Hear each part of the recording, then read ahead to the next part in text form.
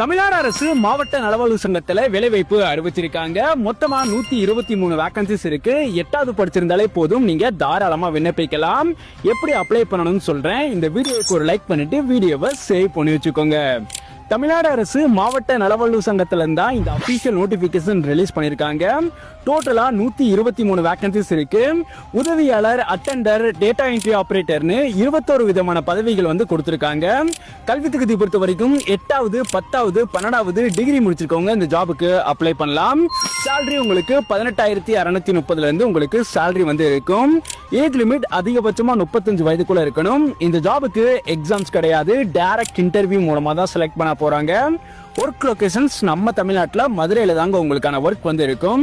Apply mode தபால் மூலமா apply பண்ணணும். அப்ளை பண்றதுக்கான லாஸ்ட் டேட் 24/3/2025.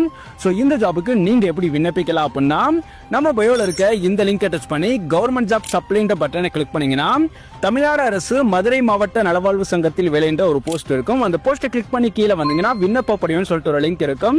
சோ அந்த லிங்கை டச் பண்ணா உங்களுக்கு அப்ளிகேஷன் ஃபார்ம் டவுன்லோட் ஆயிரும். ஜஸ்ட் இந்த அப்ளிகேஷன் ஃபார்ம் ஃபில் பண்ணி இந்த அட்ரஸுக்கு சென்ட் பண்ணாலே போதும், அப்ளை பண்ண முடியும்.